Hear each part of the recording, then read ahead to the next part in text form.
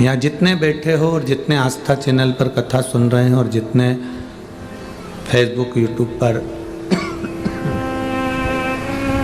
कथा श्रवण कर रहे हैं, आप सबके स्मरण में होगा कि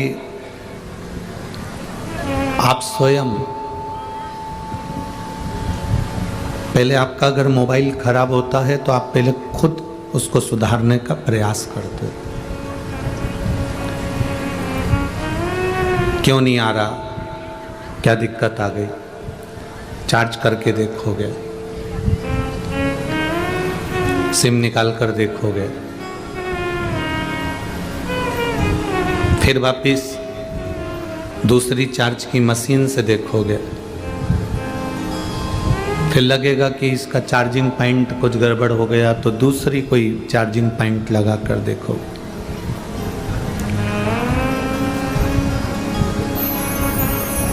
अगर वो खराब हो गया है तो तुम उसको बहुत प्रयास करोगे और जब तुमसे नहीं होगा तो तुम अपने बेटे से, बहू से, भाई से और रिश्तेदार से कहोगे कि ये चल नहीं रहा।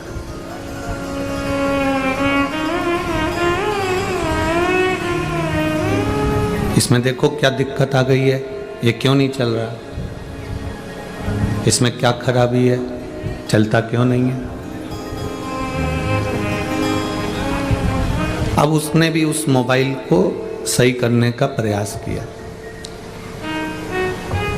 उससे भी नहीं हुआ, फिर वो मोबाइल दुकान पर भेजा गया, दुकान वाले से भी वो ठीक नहीं हुआ तो उसने कहा कंपनी में भेजना पड़ेगा। समझ में आ रही है ना।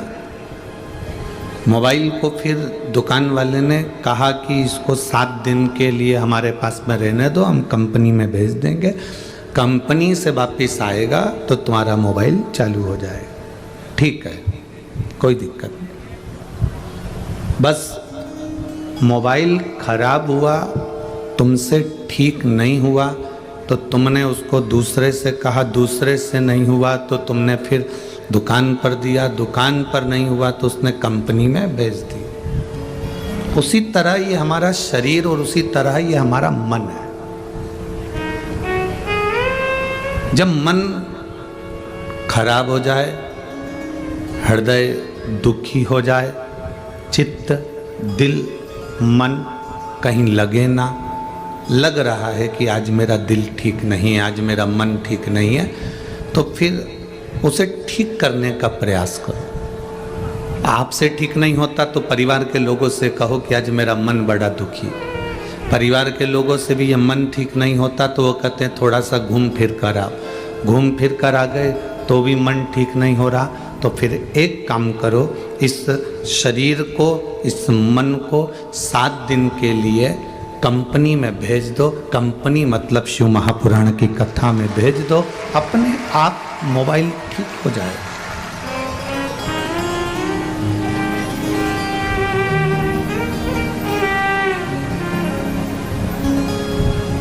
बहुत भारी कंपनी है शंकर जी की, इतना भारी एंटीना है और इतनी भारी कंपनी है कि यहाँ अच्छे अच्छे का नेटवर्क मिल जाता है, जिसका नहीं मिले उसका भी नेटवर्क यहाँ पर है शिव के पास। और जो मोबाइल पूरी तरह से डेड हो जाता है, जो मोबाइल पूरी तरह से खराब हो जाता है, फेंकने के लायक हो जाता है, इतनी अच्छी कंपनी है कि वो मोबाइल को कहीं जाने भी नहीं देता, वो कंपनी में वापस ले लेता, अर्थात शमशान में वापस बुला लेता है। वो मोबाइल को इधर उधर जाने ही नहीं देता, वो कंपनी का माल कंपनी में ही आ गया वापस कर।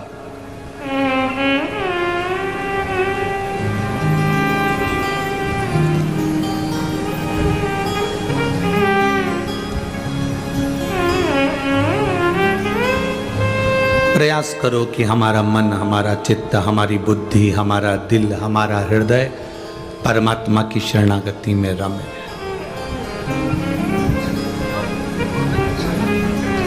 जब अच्छा ना लगे, एक लोटा जल लेकर महादेव के करीब में चले जाओ। अब कई लोग कहते हैं गुरुजी हमारा तो मन मंदिर में भी नहीं लगता,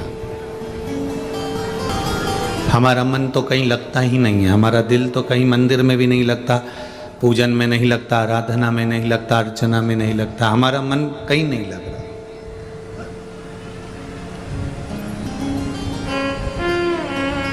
हवाई जहाज में कौन कौन बैठा है? हाथ उठाओ जरा। चलो ठीक है। हवाई जहाज किस किसने देखा है? टीवी पे देखा हो, चाहे मोबाइल में देखा हो, चाहे कहीं देखा हो, देखा सबने है ना। हवाई जहाज जैसे ये हवाई जहाज है और जमीन पे रखा है, ठीक है, खड़ा। अब इसमें सब बैठ गए, बैठने के बाद एकदम उड़ जाएगा क्या? जम के तो बोलो जरा, क्या करेगा? पहले थोड़ा चलेगा, चलने के बाद फिर दौड़ेगा, दौड़ने के बाद और स्पीड में दौड़ेगा, और दौड़ता हुआ इतनी स्पीड ले लेगा, फिर आखिरी में उड़ जाएगा। उसी तरह लोग कहते हैं हमारा मन भगवान में नहीं लगता, हम कहते हैं पहले हवाई जहाज को खड़ा तो करो मंदिर में। ये दिल, ये मन पहले मंदिर में खड़ा तो करो, एकदम उड़ेगा थोड़ी ना। पहले मन मंदिर में जाएगा, फिर धीरे धीरे धीरे धीरे चलेगा, लोगों को देखेगा, बोल बम का नारा है, बाबा है सहारा, श्री शिवाय नमस्तुभ्यम, सारी समस्या का हल एक लोटा जाए। अब मन धीरे धीरे, एक दिन 2 दिन नहीं लगेगा, 3 दिन नहीं लगेगा, हल्का जब हवाई जहाज चलना चालू करेगा, धीरे धीरे धीरे धीरे फिर तो ऐसी स्पीड ले लेगा कि कोई मंदिर जाए या ना जाए, सबसे पहले तुम मंदिर जाओगे और मंदिर में सेवा कर कर आओ। और जब उसने स्पीड ले ली और ऐसी स्पीड लेगा, फिर यूं उड़ेगा और उड़ेगा तो सीधे कैलाश मानसरोवर तक पहुंच जाएगा और मेरे भोले बाबा मिल जाए। ये मन है।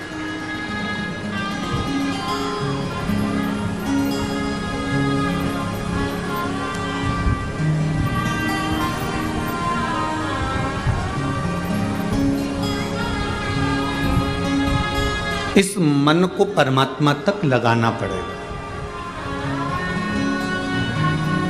लोग कहते हैं हमारा मन नहीं लगता, लोग कहते हैं हमारा दिल नहीं लगता, लोग कहते हैं हमारा मन नहीं लगता।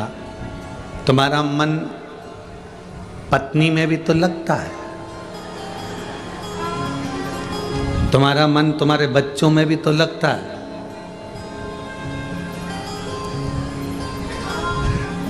एक बात समझ में नहीं आती, जब भी पंडित जी पूजन कराते हैं, राजा भैया आप भी कर रहे होंगे और हमारे पंडित जी भी पूजन करा रहे होंगे, सुबह सुबह जब पूजन कराते हैं तो हाथ में चावल फूल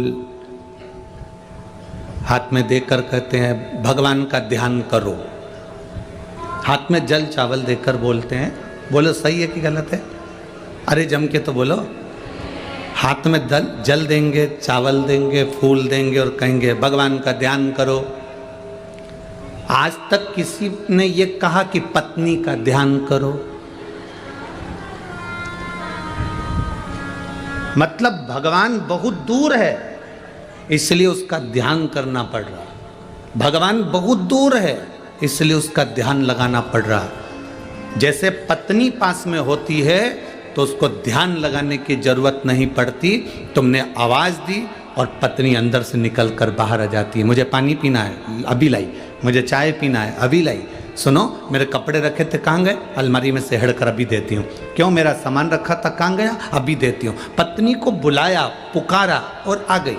भगवान और पत्नी, अब भगवान के लिए तुम ध्यान लगाओ, भगवान का स्मरण करो, ध्यान करो, भगवान का ध्यान करना पड़ रहा है, मतलब भगवान हमारे करीब में नहीं है।